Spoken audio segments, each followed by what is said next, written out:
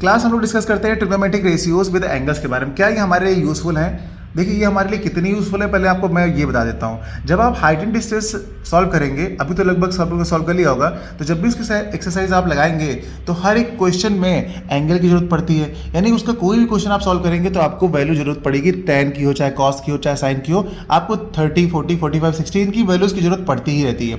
अगर आपको ये क्वेश्चन नहीं आता है ना तो समझ लीजिए आपका बहुत बड़ा नुकसान होने वाला है, क्योंकि ट्रिग्नोमेट्री 10 से 12 नंबर कवर करती है। उसमें से हाइट एंड डिस्टेंस कभी कभी हमारा 6-7 नंबर का अकेले आ जाता है, और उसमें ये वैल्यूज तो आपको पक्का पता होना चाहिए, अदरवाइज वो क्वेश्चन आप नहीं कर पाएंगे।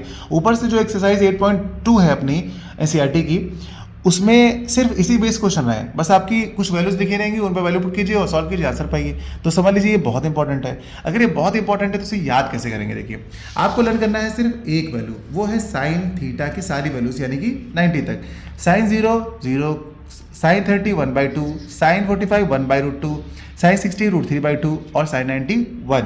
अब निकालनी है आपको कॉस की। तो आप देखिए जैसे स्केल है ये, ठीक है, इस स्केल को आपने रखा, ये साइन का हो गया, इसको आप ऐसे ट्विस्ट कर दीजिए, ऐसे घुमा दीजिए, ऐसे घुमा दीजिए। जब आपने घुमा दिया तो जो वैल्यू इधर थी वो इधर आ गई, और जो इधर थी वो इधर आ गई, यानी कि वैल्यूज चेंज हो गई। ये देखिए आप यहाँ पर कॉस की वैल्यू जस्ट टर्न कर दिया, ट्विस्ट कर दिया, तो यहाँ पर कॉस की वैल्यू बन गई। जो साइन की थी वही उल्टा कर दिया तो कॉस की बन गई। अब चाहिए आपको tan की, तो tan के लिए क्या होता है, एक फॉर्मूला होता है tan theta equal to sine upon cos.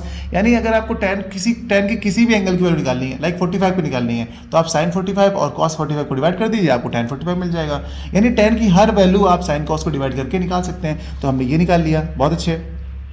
और ये आपको थोड़े दिन लिख करके प्रैक्टिस करना है, 2 से 3 दिन आपको बस फिंगर्स पे, तुरंत कोई पूछेगा आप तुरंत बता पाएंगे।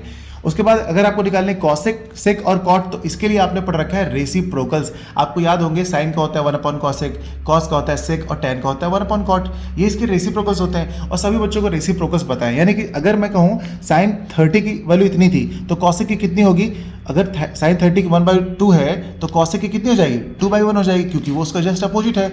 इसी तरीके से अगर कहें हम कॉट 45 की वैल्यू बताओ तो tan 45 की 1 होती है, तो कॉट 45 की 1 होगी। अगर मैं कहता हूँ tan 30 की 1/√3 है तो कॉट 30 कितनी होगी?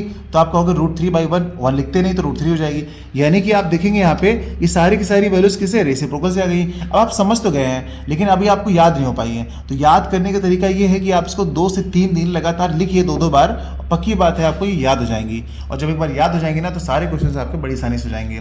तो चलिए बच्चों, मिलते हैं अगली क्लास में।